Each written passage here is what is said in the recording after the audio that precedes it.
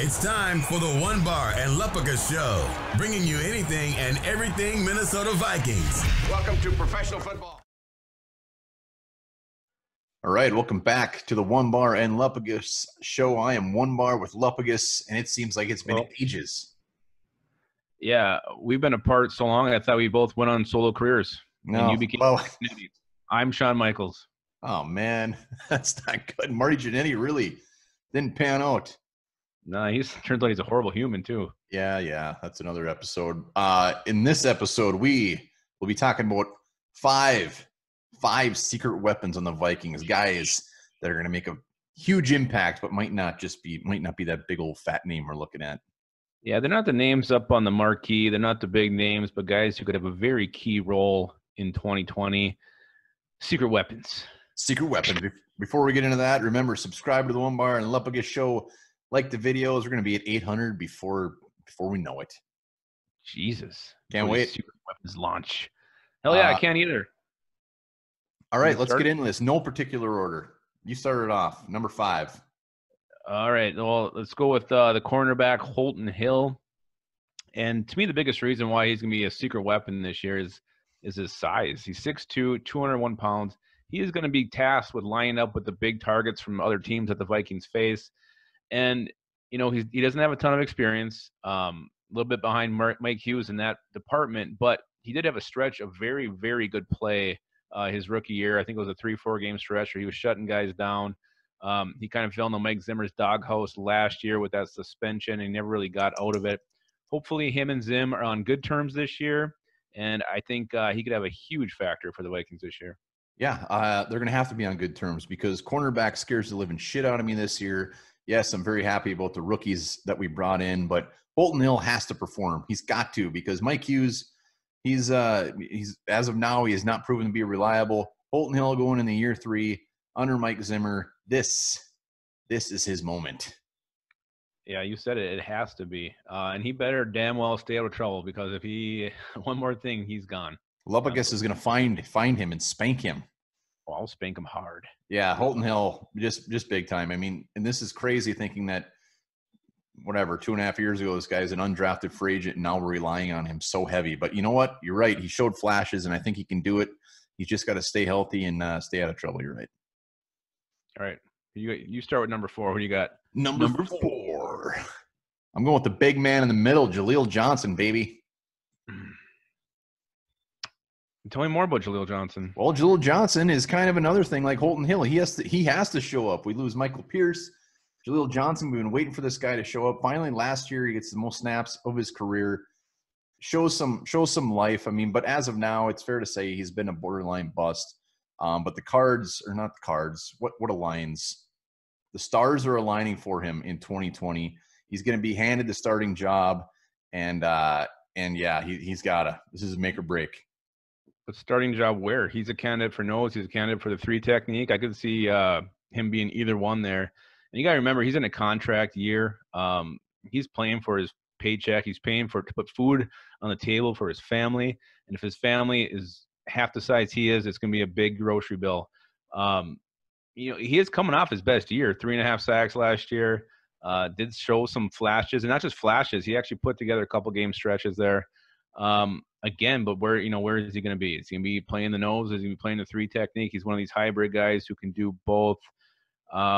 You want to see him do it over a 16-game season. And, yeah, if he does, he will definitely be a secret weapon because nobody will see him coming.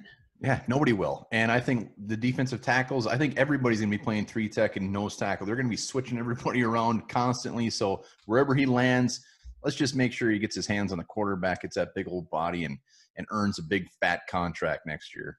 Won't be from the Vikings because we won't be able to afford him. Never know. Might be very affordable. Well, another guy who's going to be a secret weapon this year is nowhere getting any amount of buzz as he should be, and he will definitely not be able to be afforded by the Vikings because his year is going to be so huge. His linebacker, Eric Wilson, I think when it's all said and done, this guy could actually be the most productive Vikings linebacker next year. In 6 starts, he had 62 tackles, 6 tackles for a loss, 3 sacks. In those 6 games, whatever, or that one season, he actually got a chunk of starting time. He outproduced Ben Gideon's entire career production by Wow. like triple. That's saying This guy, something. yeah, this guy as a starter, I think he's gonna have a huge year. He's gonna break out. He's making himself a shit ton of money this year. I have very high expectations for Eric Wilson. If teams are not ready for him, they are gonna get slapped in the face, woken up early, because he is gonna be one secret weapon that explodes all over their melons. Doesn't make sense. The fact that you say that he might be the best linebacker. I mean, you work for the NFL Network and Madden? Most productive linebacker. Yikes! That is a bold statement and damn near silly statement. But I am on the Eric Wilson train. Like I said, 6 games started last year, 3 sacks. The guy's just a playmaker. He's all over the field. One of the big reasons I think he's such a big secret weapon is he needs to stay healthy. He needs to be fantastic out there. We don't need to rush Troy Dye out there for any reason. I'm a big Troy Dye guy, but the better he does, the more he can just kind of play special teams and get ready for next year. But another reason Eric Wilson is going to be more than ever motivated. Not only is this a contract year, but you got to look at Anthony Barr's contract next year. I mean, Eric Wilson could actually be playing for that spot because Anthony Barr is going to be a big old chunk of change next year. And if Wilson shows up, they might put Wilson there and have Dye come in. You never know. Well, and with Dom Capers in there, maybe they do use Anthony Barr in more pass rushing situations. So maybe he starts putting up those sexy numbers that make him worth that hefty deal. Dom Capers will be taking a nap. He's older than balls. Either way, nothing. You got Troy Dye, who's going to end up replacing one of these guys. And I think if Eric Wilson plays the way he does, I just don't think the Vikings are going to have the money to keep him in town. All right. Speaking of in town, let's go to KJ Osborne. Yeah. The way he could be a secret weapon is if he actually is the return man the Vikings think they drafted. He did show some flashes in college, and I hope he gets every single rep in practice, because I don't want there to be any kind of question marks like last year where we kept putting a different guy out there every single damn day. No one really knew who was going to be the punt returner. No one knew who was going to be the kick returner. And hopefully Osborne just grabs this thing by the balls and runs with it. And hopefully he's damn good. I mean, Cordero Patterson, was he the last returner we had that teams actually feared? Amir Abdullah was very, very fearful. I was fearful that he was going to fumble every time he ran the damn thing back. Yeah, KJ Osborne, he's going to be he was a fantastic punt returner at Miami. Not so much at kick returning, but not only – so 15.9 yards a return at Miami. I think it's his job to lose as far as punt returning, but I'm also going on the side of things where secret weapon when it comes to wide receiver, because just like the punt returner who was somebody different last year or every game, the end of our depth chart at receiver, it was somebody different every damn game. I want him to step up and grab that number 5 receiver, whatever it is, maybe even 4, get out there and make some plays. He was not given much a shot at Miami. The quarterback was balls. Might as well have been you out there playing. So I think he's going to be very underrated in the receiving game as well. Well, he wasn't really, no one had him as a 5th-round pick. I don't think most teams Rick had him Spielman did as a receiver being drafted. So the fact the Vikings took him in the round 5 was quite surprising. I don't think he's going to be a secret weapon on offense, even though there has been some nice shots of him in camp making some backwards one-handed catches. But oh man, for him actually have a role on offense, I think it's going to be a big stretch this year. Big time. Hey, if Chad Beebe can get on the field, anybody can get on the field.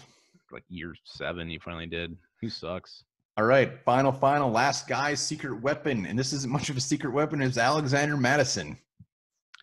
Yeah, well, I think what could be surprising to teams and what would make him a secret weapon is he's going to be seeing a lot more carries. In fact, Delvin Cook couldn't stay healthy again. And Gary Kubiak's the offensive coordinator who, they could run the ball even more than we did last year. I think he gets a lot more consistent touches a game, at least 9 or so, somewhere in that range. It was weird because last year they'd use him. He'd get those 9 touches. Then the next game he'd get like 2. He's a guy who needs to have like a handful of touches to get his groove, to get things going. If he gets even more than that, but I think, if Alexander Madison does get a little bit of an increased role, I would not, 600 yards, 5 touchdowns, I do not think is out of the realm of possibility for him. Yeah, Dalvin Cook, 303 touches last year, to Madison's 110. That they need to get Madison up closer to like 160, even this out a little bit, save Dalvin Cook a little bit of gas in the tank at the end of the season, because Dalvin, we all watched him rip shit up until week whatever, but at the end of the season, playoffs, the dude was just worn down. You could see it. So the more they can pound that thing to Madison, even Michael Boone, whoever, the better. But Alexander Madison will have a very, very key role with Gary Kubiak's pound it offense. Oh, and really the offense didn't miss a beat when he was in there. I mean, there was times Madison was going out on a little wheel route, and I thought it was Cook because he was going so damn fast. But he also did get hurt too late in the season. So you mentioned Boone. I think Boone could see an increased role too, and be a super, super, super secret weapon. Oh my God, Boontang! Hell yeah! All right, those are our 5 Vikings secret weapons for 2020. Well, it ain't a secret anymore. I'll tell you that much. Cat's out of the bag, as they say. The old, I used to say the puss is out of the pouch. That doesn't even make sense. Really? I think it does. No. All right. Well, this might make sense to you. Looks like you're struggling with your fact this week. I wasn't ready. This is really sad. Dead people can get goosebumps.